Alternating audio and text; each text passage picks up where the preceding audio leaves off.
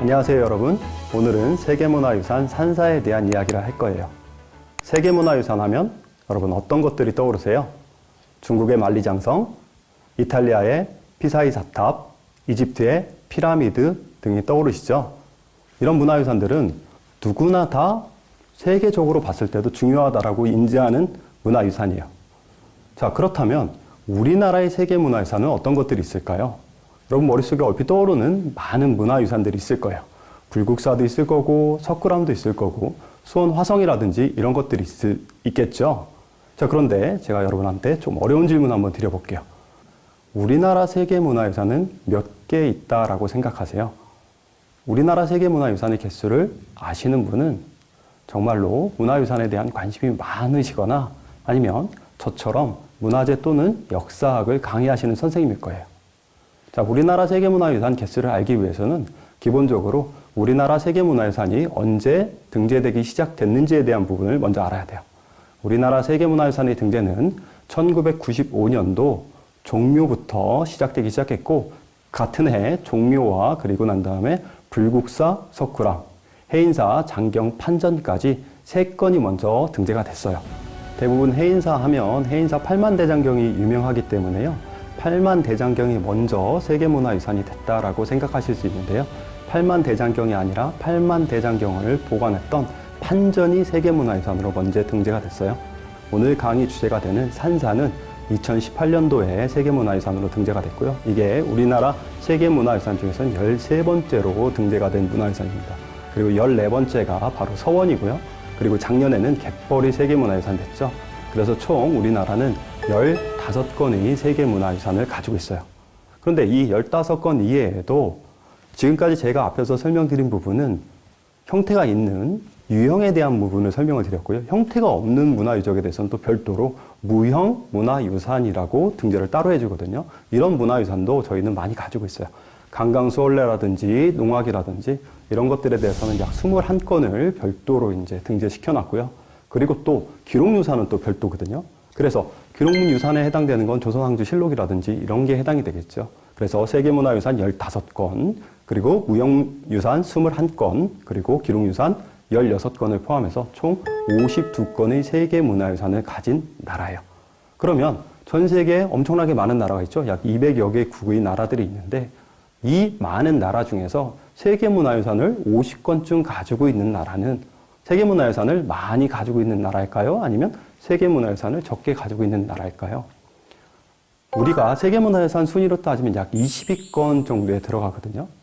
그런데 우리가 경제 10등 안에 들어가는 경제대국의 나라예요, 대한민국이. 그렇다면 세계문화유산이 20위권에 들어가기 때문에 그렇게 많은 세계문화유산을 가지고 있다라고 생각하지 않을 수도 있는데 여기서 중요한 건 우리가 실제로 대외적으로 전 세계 속에서 이야기할 때는 우리나라를 상징적으로 나타내는 몇 가지 숫자가 있어요. 혹시 108이라는 숫자를 딱 기억하시면 108 번뇌와 관련된 내용을 가지고 이야기하시는 분이 많은데 이 108이라는 숫자는 전 세계에서 우리나라의 국토 면적이에요. 전 세계 200여 개 국 중에서 실제로 국토 면적이 108번째 수준밖에 안 되고요. 더욱더 안타까운 사실은 지금 BTS다 이래서 한류가 전 세계적으로 엄청나게 히트를 치고 있지만 실제로는 여행객들이 엄청나게 많은 해외여행을 다니고 있는데요. 그 중에서 100명이 전 세계 인구 해외여행을 다니는 사람들이 다라고 하면 그 중에서 딱 한 명 대한민국에 들려요. 그러니까 실제로는 규모도 작고 그리고 뭔가 세계 사람들에게 인지되는 점도 낮지만 세계문화유산을 20위권, 50건 넘는 세계문화유산을 가지고 있다는 건 정말로 문화유산으로는 국제사회에서 꽤 인정받는 지위에 있다라고 우리는 생각할 수 있어요. 자, 그러면 이렇게 많은 우리 문화유산 중에서 어떤 문화유산, 어떤 세계문화유산이 가장 중요한 문화유산일까요? 여러 가지로 생각할 거예요. 사람들은 95년도에 처음 낸 종묘라든지 불국사 석굴암이 가장 중요한 세계문화유산일 거라고 생각할 수도 있지만 제가 생각할 때는 우리나라의 가장 중요한 세계문화유산은 산사라고 생각을 해요. 산사가 왜 중요할까요? 우리 문화의 근간이라고 이야기할 수 있는 불교 문화를 가장 잘 대표하고 있기 때문에 산사가 가장 중요한 문화유적이라고 저는 생각하고 있어요. 자, 그러면 이 불교 문화를 기반으로 하는 세계문화유산이 등재된 경우는 우리나라만 있을까요? 그건 아니겠죠. 중국도 있고 일본도 있어요. 중국의 세계문화유산은 아까 제가 말씀드린 유형의 세계문화유산만 약 50건 정도를 가지고 있고 무형 이런 것까지 합치면 전 세계에서 가장 많은 문화유산을 가지고 있는 나라가 중국입니다. 그런데 이렇게 많은 세계문화유산을 가진 중국에서는 불교 문화와 관련된 세계문화유산이 그렇게 많지가 않아요. 가장 대표적인 게 중국은 석굴사원의 나라죠. 운항, 운강, 도낭, 그리고 용문. 이게 중국의 3대 석굴사원이라고 이야기를 하고 심지어 중국에 있는 10개의 석굴사원을 모아서 10대 석굴사원이라고 이야기를 해요. 대부분의 석굴사원들이 다 중국에서는 세계문화유산으로 등재가 됐어요. 그리고 같은 석굴사원을 만드는 인도가 있죠. 인도에는 아잔타 석굴과 엘로라 석굴이 세계문화유산으로 같이 등재가 됐죠. 그런데 인도에 있는 석굴사원들은 정해져 있어요. 비하라 굴과 차이티아 굴이라고 해서 불교 행위를 하는 곳과 서로 모여서 공부를 하는 공간이 이렇게 나눠져 있거든요. 그거에 비해서 중국에 있는 석굴사원들은 이런 공간 구분이 좀 잘 안 돼 있다라는 게 같은 석굴사원이지만 인도의 석굴사원과 그리고 중국의 석굴사원이 세계문화유산으로 등재가 됐지만 좀 다른 의미가 있어요. 그러면 바다 건너 또 일본으로 한번 가볼게요. 일본에는 몇 개의 세계문화유산이 있을까요? 전체적으로 우리나라보다 좀 면적이 크고 인구가 많은 것도 사실이지만 실제로 우리보다 많은 문화유산을 가지고 있고요. 더욱더 재밌는 사실은 일본에서는 히로시마의 원자폭탄을 막고 그리고 난 다음에 그 원자폭탄 도움을 세계문화유산으로 등재를 시켜달라라고 이야기를 해요. 전쟁에서 진 가장 치욕적인 순간을 기록하고 있는 것이 바로 히로시마 원폭돔인데도 이 원폭돔을 세계문화유산으로 등재시켜달라고 했던 나라가 일본이에요. 일본의 불교와 관련된 세계문화유산은 전 세계적으로 봤을 때도 가장 오래된 목조 건물을 가지고 있는 법륜사 나라 지역의 불교문화유적 하나, 당시 수도였던 교토 지역의 문화를 가지고 있는 교토의 불교문화 이거 두 건을 처음에 세계문화유산으로 등재를 시켰는데 일본의 세계문화유산에 초창기 된 나라와 교토 지역의 문화유산 같은 경우는 너무 오래된 건물에 치중하다 보니까 불교 건물과 함께 플러스 알파 실제로 일본에서 가장 중요한 가장 오래된 신사도 세계문화유산을 같이 등재를 시켜놨어요. 그래서 일본의 세계문화유산은 개수가 상당히 많고 나라 교토는 불교 문화를 독자적으로 해서 세계문화유산으로 등재시켰다고 하기에는 약간은 좀 부족한 감이 있어요. 그리고 그나마 우리 문화유적과 가장 비슷한 문화재가 맨 마지막에 이와테 현에 등재된 히라이즈미라는 곳이 있거든요. 이 히라이즈미는 14세기에 당시 이제 극락 신앙이 일본에서 상당히 성행을 했고 그 극락과 관련된 내용을 담고 있는 14세기를 대표하는 일본의 대표적인 사찰군이죠. 그래서 이 히라이즈미 유적이 그나마 일본에서는 불교의 정확한 형태, 그러니까 극락과 관련된 내용들을 통해서 세계문화유산으로 등재를 시켜달라고 했던 유적이에요. 일본의 세계문화유산 같은 경우는 오래된 건물이거나 아니면 한 시대를 대표했던 신앙의 형태를 가지고 세계문화유산을 만들었다면 우리가 오늘 공부할 세계문화유산 산사는 조금 더 다른 개념을 가지고 있어요. 산사 7개를 한번 먼저 짚고 한번 가볼게요. 먼저 북쪽에서부터 충청남도 공주에 있는 마곡사가 첫 번째고요. 그리고 난 다음에 옆쪽에 충청북도 보은법주사고요. 그리고 경상도로 오면 경상북도에 있는 영주 부석사, 그리고 옆에 안동 봉경사가 있고요. 그리고 경남 밑으로 쭉 내려오면 경남 양산 통도사가 있고 통도사에서 옆쪽으로 가면 전라도 쪽에 있는 해남 대흥사가 있고 그리고 난 다음에 순천 서남사가 있어요. 이렇게 7개의 사찰이 2018년도에 세계문화유산으로 등재가 됐어요. 이 7개의 세계문화유산은 시대적으로 봤을 때는 삼국시대, 전국적으로 화엄 시찰이 유행했던 시대부터 시작해서 구산선문이 유행하던 한 200년 상간으로 이렇게 만들어진 사찰이거든요.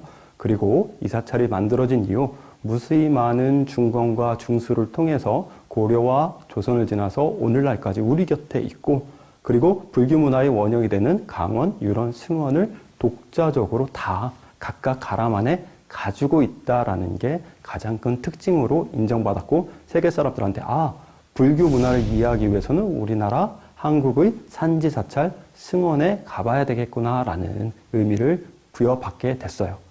자, 이처럼 제가 생각할 때 우리나라 문화를 대표하는 세계문화유산은 바로 산지사찰이라고 이야기할 수 있어요.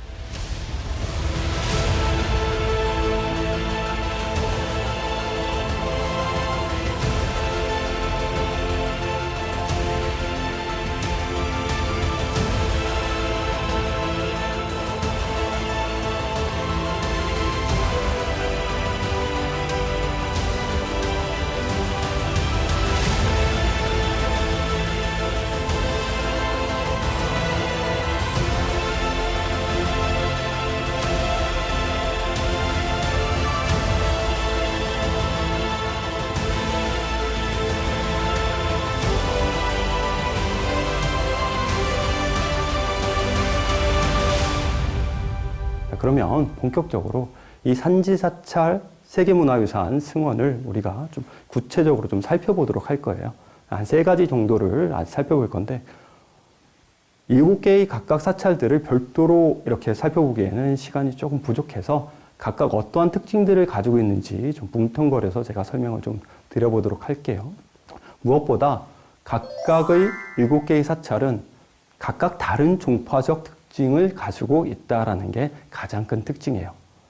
부속사는 여러분이 너무나 잘 알다시피 의상과 관련된 화엄 10차례 개념으로 창건된 사찰이고 화엄과 관련된 사찰이에요. 그럼 봉정사는 의상의 제자에 의해서 만들어졌기 때문에 봉정사와 그리고 부속사는 화엄계 사찰이고요. 그리고 법주사 같은 경우에는 미륵을 대표하는 우리나라 양대 사찰이 있는데 그 중에 하나가 법주사고 그리고 난 다음에 하나가 김제에 있는 금산사예요. 순천 서남사 같은 경우에는 쌍탑이 있거든요. 근데 쌍탑을 가지고 있는 사찰들은 통상적으로 저희가 법학의 사찰이라고 이야기를 해요. 그리고 마곡사라는 사찰이 있는데요. 이 마곡사와 그리고 대흥사는 다른 사찰에서 나오지 않는 아주 독특한 가람적 특징이 나타나는데 그게 뭐냐면 사찰 중간을 가르고 있는 물이 흐르고 있어요.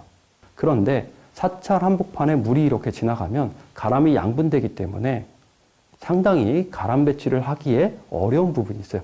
그래서 대부분의 사찰들은 물이 측면이라든지 아니면 한쪽에 이렇게 치우치는 방향성을 설정하지 가람의 중앙을 이렇게 가로지르는 경우는 없거든요.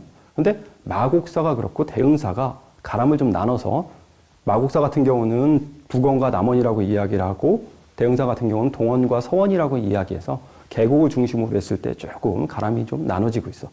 초창기 불교 건축이 사찰이 만들어지는 여러 가지 신앙적 형태를 가장 잘 간직하고 있는 사찰이 바로 우리의 산사라고 이야기할 수 있어요. 자, 2번째, 산사에는 처음 만들어졌을 당시의 석조 유물들이 상당히 많이 남아 있어요. 안타까운 부분은 우리 불교 문화라고 하는 게 실제로 가장 오래된 목조 건물이 고려시대 정도에 남아있는 건물이고 통일신라 시대 그리고 난 다음에 삼국시대에 만들어진 목조 건물은 단 한 점도 없어요.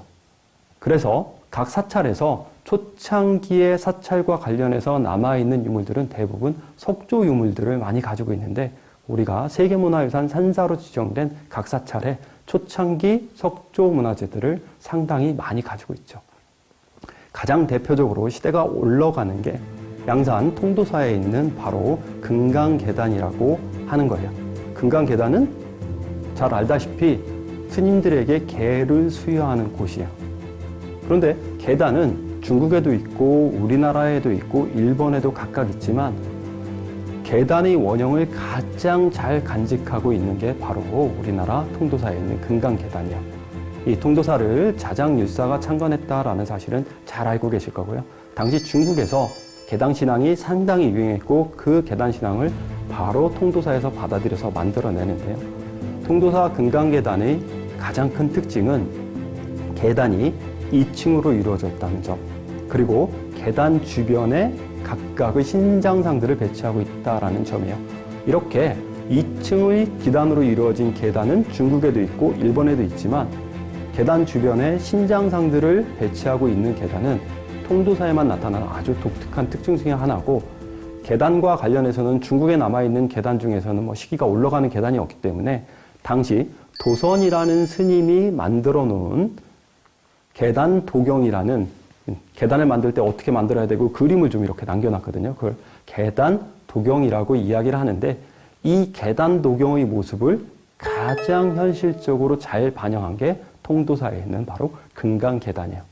같은 중국과 일본에 있는 문화권 속에서 금강계단의 원형을 가장 잘 간직하고 있는 게 통도사 금강계단이다라고 보시면 되고, 이 통도사 금강계단은 통도사가 창건됐을 당시의 유물이에요. 통도사 금강계단이 다른 나라의 금강계단과는 조금 더 다른 의미를 부여하는 이유 중에 하나가 뭐냐면, 통도사 금강계단은 스님들에게 계를 이렇게 주는 계단인과 동시에 부처님이 사리를 모시는 불탑의 역할을 같이 하고 있어요. 사리를 넣고 그 사리에서 스님들에게 계를 주는 공간으로 만들었어요.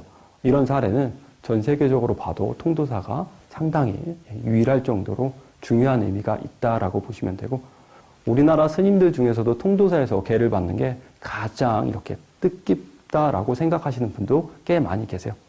이런 뜻은 결국은 통도사 금강계단의 가치가 정말로 다른 불교 미술에 비해서 상당히 중요한 의미를 가지고 있다라고 생각하시면 돼요. 자, 또 하나, 통도사에 가면 재밌는 유물이 하나 있는데요. 소위 말하는 그 탑을 우리는 바로탑이라고 이야기를 하고, 또는 봉발탑이라고 이야기를 해요. 이 봉발탑은 뭐냐면, 형태가 이렇게 기둥을 이렇게 세우고, 그리고 난 다음에 그 위에다가 이렇게 봉발탑, 바로 모양의 탑을 이렇게 하나 올렸거든요.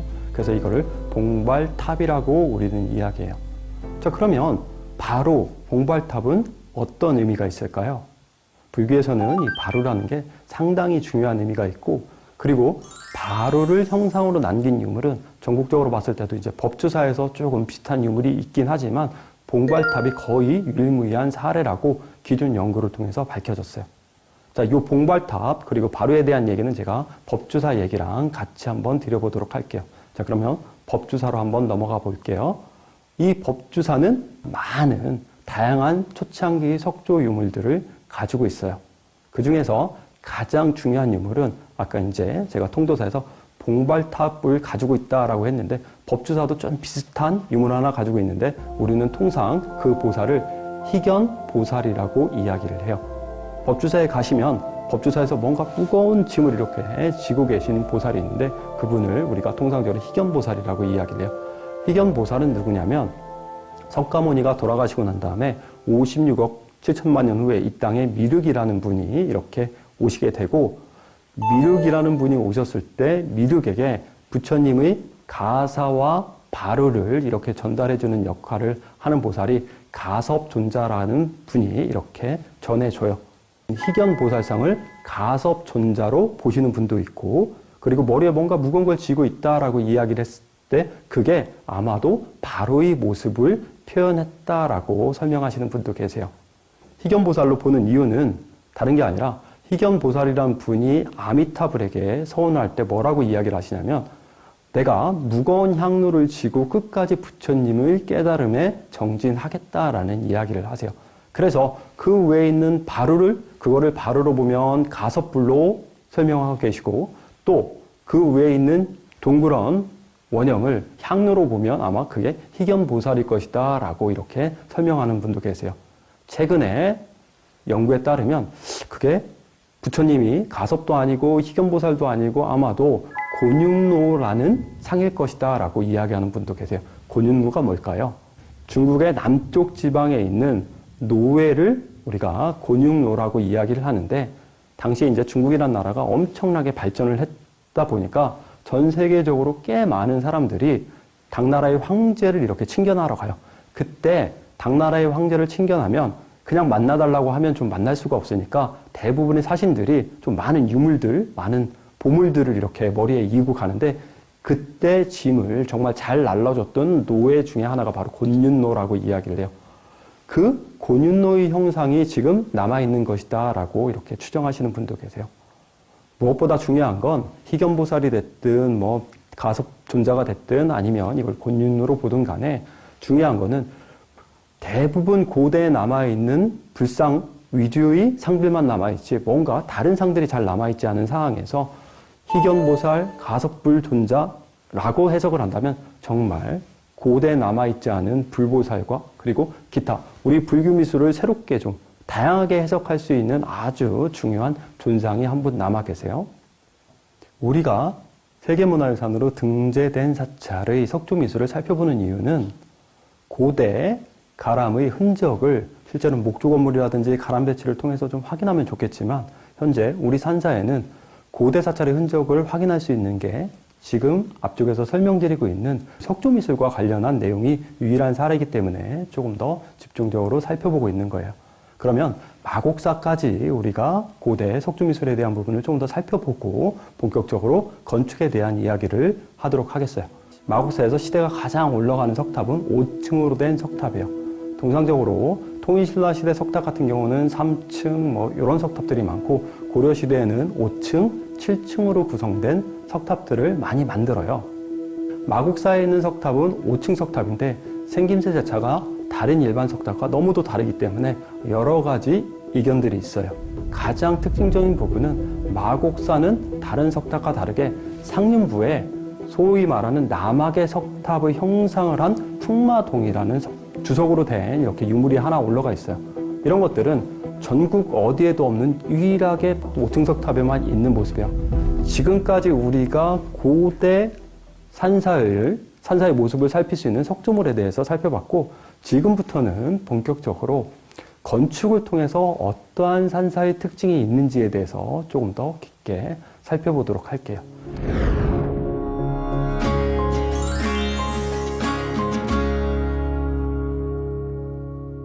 자, 다시 통도사로 한번 돌아가 볼게요. 통도사는 금강계단이 아까 상당히 중요하다라고 제가 설명을 드렸는데 금강계단 앞에 또 대웅전이라는 이름이 써져 있고 금강계단이라는 건물이 있어요.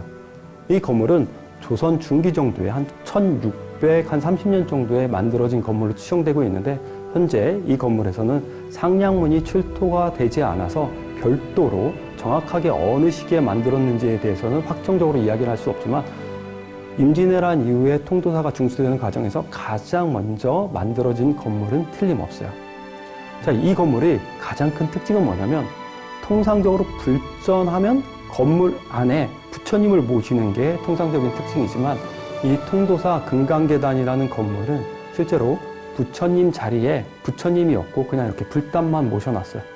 불단만 따로 모셔놓은 이유는 다른 이유가 아니라 바로 그 뒤쪽에 부처님이 진신사리를 모셔놓은 금강계단이 있기 때문에 그래요. 전체적인 내부의 형상으로 봤을 때도 이 통도사에 있는 대웅전이라는 건물이 참 특이하기도 하지만 또 하나 들어가는 방향이 세 방향에서 동일한 형태를 나타낸다는 거예요. 정면이 세 방향인 건물이다라고 설명드릴 수 있는 거예요. 정면이 세 방향이면 건물을 만들기가 어땠을까요? 상당히 어렵겠죠. 왜냐하면 우리 목조 건물에서는 들어가는 주 방향에 따라서 지붕의 방위를 별도로 만들어야 되거든요. 지붕이 많이 꺾이는 건물을 만드는 게 실제로 목조 건물에서는 상당히 어려운 작업인데 통도사 대웅전 같은 경우 들어가는 방향이 세 방향으로 들어가기 때문에 지붕이 다른 건물에 비해서 훨씬 더 많이 꺾여져 있고 조금 더 쉽게 설명드리자면 팔짝 지붕의 건물 요소와 맞배 지붕의 건물 요소가 혼합돼서 나오는 아주 독특한 평면 형태를 나타내고 있어요. 이런 평면 형태를 소위 말하는 저희는 정자형 평면 형태라고 이야기를 해요. 그러면 이런 정자는 어느 쪽에 가장 많이 있느냐? 우리가 잘 알고 있는 왕릉 앞쪽에 보면 소위 말하는 정자각이라고 해서 왕릉에게 제사 지내는 공간을 정자각으로 만드는데 그 모습과 그리고 통도사에 있는 대웅전의 모습이 동일한 정자 형태거든요. 그래서 혹자들은 아마도 조선시대 왕릉의 모습을 불교에서 받아들여서 이렇게 정자각과 관련된 평면 형태로 만들었을 것이다 라고 추정을 하지만 실제로 제가 생각할 때는 조선시대 정자각의 모습이 원래는 불교의 정자각을 만든 모습에서 이렇게 흘러가서 조선시대 의뢰행위로 바뀌었다라는 생각을 해요. 왜냐하면 통도사 대웅전이 정자각이 된 이유는 다른 이유가 아니라 통도사 가람 자체가 일반 가람과는 조금 다른 체계를 가지고 있어서 그래요. 여러분 잘 생각해 보시면 통도사에 들어가는 방향을 보시면 통도사에서는 일주문을 통해서 대웅전까지 이렇게 하나의 축선을 형성해서 이렇게 쭉 들어가고요. 그리고 다른 가람과 틀리게 통도사는 세 개의 벼론을 두고 있어서 상로전, 중로전, 하로전 영역이에요. 들어가는 죽축선의 수직 방향으로 하로전, 중로전, 상로전 영역이 이렇게 별도로 형성이 되어 있거든요. 그렇기 때문에 들어가는 방향이 십자 구성을 하고 있기 때문에 건물 자체도 일부러 통도사에서는 이렇게 통도사 대웅전을 십자로 만든 거예요. 이런 가람 배치 형태가 이미 고려 그리고 처음 만들어졌을 당시부터 삼원가람 체계로 만들어졌을 가능성이 커요. 그렇게 본다면 통도사 대웅전이 정자 형태로 된 가장 이른 시기의 건물이고 이런 것들이 시간이 지나면서 고려, 조선시대 왕릉의 정자 가구로 이렇게 전파됐을 가능성이 있다라고 추정하는 이유예요. 조선 후기에 만들어진 대웅전 중에서 정자 형태로 만들어진 유일무이한 건물이 바로 통도사 대웅전이라는 건물이고 또 통도사에는 조선 후기에 엄청나게 중요한 건물들이 많이 있는데 재밌는 건물도 실제로 많아요. 그 많은 건물들에서는 뭐 다 설명을 드리기에는 좀 어렵지만 제가 몇 가지 건물만 더 설명을 좀 드려볼게요. 통도사 대웅전 앞쪽에 있는 명부전이라는 건물이 있는데 이 명부전이라는 건물은 어떤 용도로 쓰나요? 죽은 사람의 명복을 빌기 위해서 쓰는 건물이에요. 근데 재밌는 거는 이 통도사 명부전은 5칸 형태를 취하고 있어서 건물이 상당히 큰 편이에요. 문제는 우리가 산에 있는 사찰과 평지에 있는 사찰은 좀 개념이 다르다라고 이렇게 알 수 있는데 소위 말하는 산에 있는 사찰들은 건물을 하나 만들고 그리고 난 다음에 그 안에 모든 것들을 해결해야 돼서 건물을 길게 이렇게 만들고 중앙에 법당을 만들고 좌우측에 부엌을 만들어서 사용하는 경우가 있어요. 그래서 그런 건물들을 소위 말하는 임법당이라는 형태로 설명하고 있거든요. 근데 통도사에는 바로 통도사 명부전이 실제로는 통도사라는 곳에 별도의 부엌 공간을 놓을 이유가 없는데도 불구하고 5칸 건물에 중앙 3칸을 불전으로 쓰고 있고 양쪽 옆에 부엌 공간을 별도로 두고 있어서 산지 사찰에 나오는 임법당의 형태를 통도사 이렇게 명부전에 이렇게 놓기도 해요. 조선 중기 이후에 가장 잘 만들어진 건물이 바로 대웅전이라고 하는데 대웅전 앞에 조선시대 가장 사찰이 어려웠을 때 산속에 만들던 임법당이라는 사찰을 이렇게 만들어 놓으면 정말 극명한 대비가 확인되는 공간이 바로 통도사라는 공간이죠. 예, 통도사는 상로전, 중로전, 하로전 영역으로 나눠지는데 각각의 영역을 구성하고 있는 가람배치 형태가 좀 다른 모습이에요. 상로전과 하로전 영역 같은 경우는 중앙에 정원을 중심으로 말하는 조선 후기를 대표하는 사동 중정형 구조에 가까운 모습이고 그리고 난 다음에 중로전 영역은 관음전, 미륵전, 대적광전을 중심으로 이렇게 하나의 축선을 형성하는 모습을 하고 있어서 이런 모습들은 우리가 고대 가람의 흔적과 가까운 모습이거든요. 그래서 이런 차이가 있어요.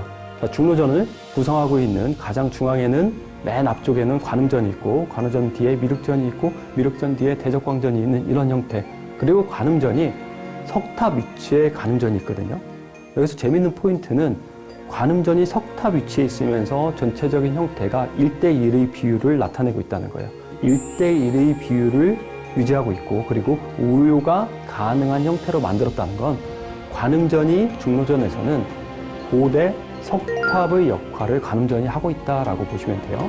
그리고 이제 하로전 영역으로 내려가 볼게요. 하로전 영역은 영산전을 중심으로 약사전과 그리고 극락보전이 이렇게 있고 극락보전 앞에 있는 누각을 놓고 있는 전형적인 조선 후기를 대표하는 중정형 가람 배치가 나타나고 있어요. 이러한 형태들은 조선 후기 산지에서 가장 많이 나오는 형태예요.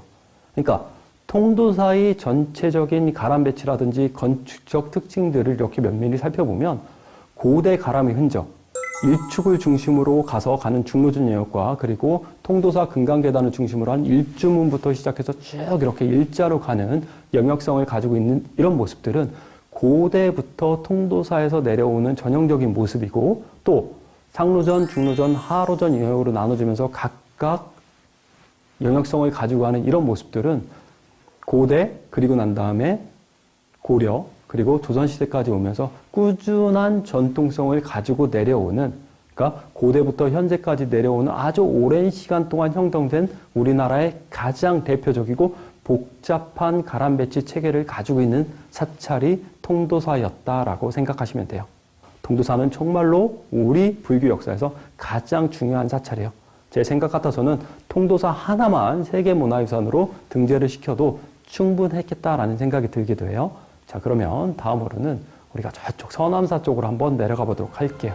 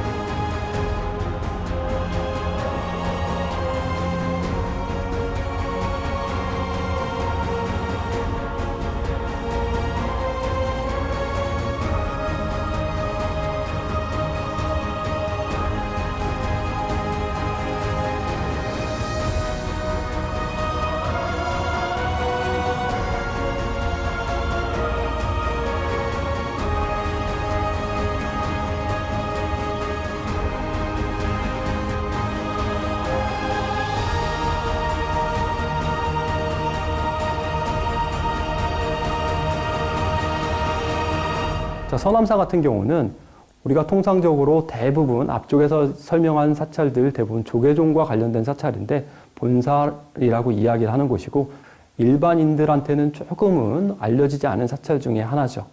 그렇지만 이 서남사의 가장 중요한 특징은 대웅전을 중심으로 쌍탑을 가지고 있는 법학의 사찰이었다는 게 가장 중요한 특징이고, 그리고 서남사가 보기보다는 꽤 많은 단을 이렇게 형성해서 고대 사찰의 흔적의 모습들을 확인할 수 있어요.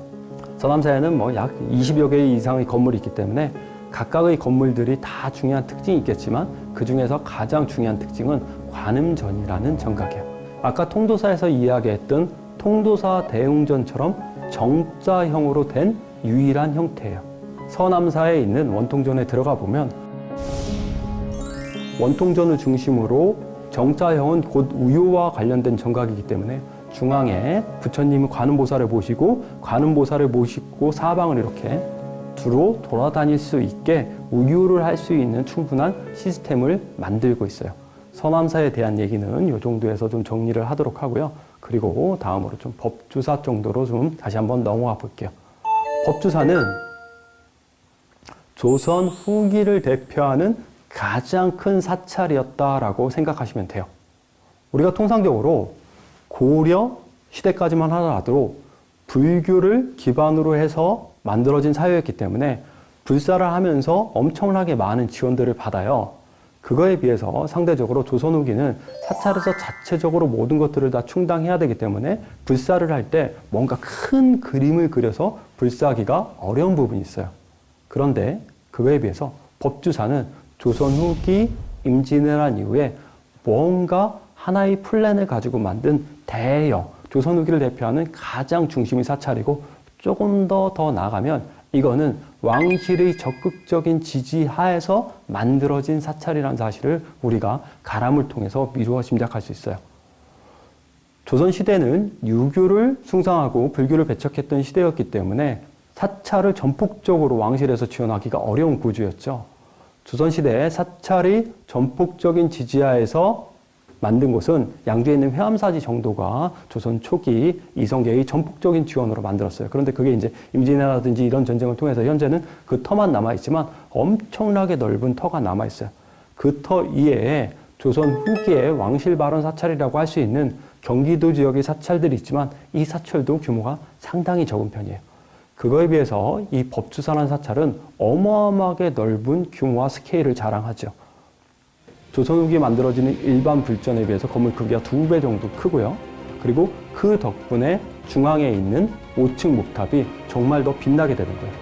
우리나라에서 유일무이하게 남아있는 목탑의 흔적이고요.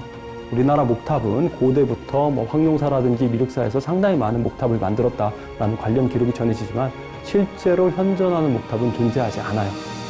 이 법주사에 남아있는 5층 목탑이 현존하는 목탑 중에서 규모가 엄청 크고 높이가 거의 30m가 넘거든요. 그것뿐만 아니라 스케일도 전체적으로 상당히 큰 편이고, 법주사에 있는 5층 목탑의 가장 재밌는 특징 중에 하나는 이 법주사 5층 목탑 같은 경우는 초석이 없이 그냥 기단 위에 이렇게 건물을 올리고 있는 구조고요. 그리고 전체적인 건물의 형태로 봤을 때는 기단에 비해서 전체적으로 좀 몸통이 좀 큰 편이에요. 그래서 전체적으로 건물이 옆으로 좀 퍼져 있다라는 생각이 들거든요. 그 이유는 다른 게 아니라 원래 기단은 고려시대 때 만들어진 기단에 조선 후기에 만들어진 목탑이 올라가다 보니까 기본적으로 이제 비율이 좀 안 맞는 특징이 있지만 어찌됐든 고려 또는 통일신라 시대도 없는 목탑의 흔적을 바로 우리가 법주사 5층 목탑에서 확인할 수 있다는 점이 가장 중요한 특징이에요. 또 대웅전이라는 건물이 있는데요. 이 법주사 대웅전은 우리나라에서 가장 큰 건물 중에 하나예요. 더욱더 놀라운 사실은 대웅전 안으로 들어가 보면 큰 부처님이 있는데 부처님 사이즈가 거의 5m가 넘을 정도로 아주 큰 부처님을 모시고 있어요. 대웅보전의 가장 큰 특징은 바깥에서 볼 때는 2층이지만 내부로 들어가면 1층의 구조를 나타내고 있다는 거예요. 이런 건물들을 우리는 통층형 구조라고 이야기를 해요. 큰 불상을 만들기 위해서 아주 특별하게 제작된 건물을 통층형 건물이라고 이야기를 해요. 법주사 대웅보전에 나오는 여러 가지 건축 기법들이 있는데 이런 건축 기법은 조선 후기 일반적인 건축 기법, 일반 불전에서 나오는 건축 기법과는 조금 다른 모습을 띠고 있어요. 아마도 조선 후기 법주사가 재건될 당시에 왕실의 적극적인 지원 또는 왕실의 몫에 의해서 법주사가 완성되기 때문에 전국에서 가장 큰 규모의 스케일을 법주사에 표현할 수 있었을 것이라고 추정할 수 있어요.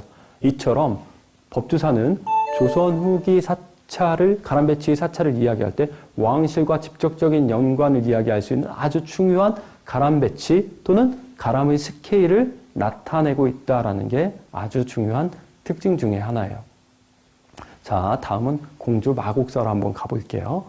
마곡사에는 아주 중요한 건물들이 크게 한 3가지 건물 정도가 있는데요. 마곡사 영산전, 그리고 난 다음에 대강보전, 그리고 난 다음에 대웅보전, 이 3개가 중요한 의미가 있는데 시대가 좀 올라가는 건물이고요. 그러면 영산전과 그리고 난 다음에 대웅보전은 같은 이제 석가모니를 표방하는 건물이기 때문에 건물 자체에 큰 특징은 없습니다만 마곡사 대웅보전은 2층의 형태, 중층형으로 된 아주 중요한 건물 중에 하나라는 게 좀 특징적이고요. 법주사의 중층 건물에 비해서는 마곡사는 실제로 단층 건물 높이 정도밖에 안 되지만 일부러 마곡사의 중층 건물을 만들었다는 건 아마도 전체적인 사이즈가 적게 만든 단층 건물의 형태에서 동일한 평면으로 만들어도 충분한 곳에 2층 건물을 만들었다는 것은 그만큼 마곡사에서 반드시 2층 건물을 만들 필요가 있지 않았나라고 생각할 수 있어요. 이거는 반대로 이야기하면 원래 마곡사 대웅보전을 만들기 이전에 마곡사에 대웅보전인지 어떤 건물인지는 정확하게는 모르겠지만 2층으로 된 건물이 존재했기 때문에 그 모습을 복원을 해내지 않았나라고 생각할 수 있어요. 그리고 또 마곡사의 가장 재미있는 건물은 대강보전이라는 건물인데요. 이 대강보전이라는 건물 내부에 들어가 보면 부처님이 계시고 그리고 부처님 뒤에 전체적으로 평면 형태가 대부분의 불전은 정면과 측면의 비율이 약간 소위 말하는 황금 비율 체계라서 정면과 측면의 비율이 어느 정도 좀 일정하게 아름다운 비율 체계를 유지하고 있지만 이 마곡사 대강보전의 건물은 정면과 측면의 비율이 2배가 넘을 정도로 좀 옆으로 긴 건물이에요. 이 마곡사 대강보전 같은 경우에는 부석사 무량수전에서 나오는 축자법의 불상을 배치를 하고 있고 측면에다 이렇게 불상을 배치하고 있어요. 그렇기 때문에 앞쪽의 공간이 꽤 넓게 쓸 수 있고 더욱더 재밌는 사실은 이 마곡사 대강보전 안쪽으로 들어가 보면 대강보전 뒤쪽으로 관음벽화를 이렇게 모시고 있어요. 관음벽화를 모시고 있는 조선 후기 사찰들이 몇 개의 건물들이 있는데 왜 정확하게 불상 뒷면에 관음을 모셨는지에 대해서는 명확하진 않아요. 다만 고대부터 부처님 앞쪽에 석가모니가 될 수도 있고 아미타 불이 될 수도 있는 여러 부처님과 함께 관음보살을 함께 봉안을 했다라는 사실을 알 수 있고 그런 흔적들이 조선 후기까지 역사적 전통을 따라서 내려오게 되고 그리고 그런 모습이 마곡사 대광보존에서 정말 잘 표현되어 있다라고 우리는 볼 수 있어요. 자, 마지막으로 그러면 자, 부석사는 뭐 잘 아시다시피 가장 중요한 무량수전이 있고 그리고 고려를 대표하는 건물이죠. 그리고 봉정사에는 봉정사 극락전이 있고 그리고 극락전 앞에 대웅전이라는 우리나라에서 가장 오래된 고려시대 건물과 그리고 난 다음에 고려 말 조선 초기에 만들어진 다폭의 건물이라고 해서 중요한 의미가 있는 봉정사와 부석사예요. 뿐만 아니라 전체적으로 봉정사와 부석사를 들어가기 위해서는 소위 말하는 우리가 조선 후기의 가장 대표적인 형태인 누와 진입, 산사할 때 우리가 떠오르는 바로 누와 진입 그리고 산 주변의 경치와 함께 어우러지는 모습을 가장 잘 구현해내고 있는 곳이 봉정사와 부석사예요. 실제로 우리가 산사라는 말에 가장 어울리는 사찰이 봉정사와 바로 부석사라고 생각하시면 돼요. 그거와 함께 대웅사가 마지막으로 남아있는데요. 이 대웅사라는 사찰은 대광보전을 중심으로 대웅전 영역을 중심으로 바로 건너편에 천불전이라는 영역이 따로 있는데요. 이 천불전, 대웅전 영역보다는 천불전 영역에 있는 부처님이 더 유명하고 시대가 더 올라가요. 거의 1800년대 초반에 만들어진 천불전이라는 정각이 있고요. 그리고 우리나라에서는 다불신앙이 그렇게 많이 발전하지 않았는데 경주에 있는 기림사에서 또 다불신앙 형태가 남아있고 그리고 대웅사에 있는 천불의 신앙 형태를 통해서 확인할 수 있고 천불전이란 정각의 규모가 상당히 적은데도 전라도를 대표하는 가장 의장, 장식이 화려하게 돼 있는 건물 중에 하나입니다. 이런 화려한 의장을 나타내는 건물은 내소사 대웅부전부터 시작해서 그게 전라도 지역에서 쭉 뿌리를 이어서 전파가 되고 그 마지막 단계가 바로 대웅사 천불전이라는 건물이에요. 뿐만 아니라 대웅사는 사명대사, 초이선사 많은 유명한 문화유산을 남기고 있는 곳이 바로 대웅사라는 곳이죠.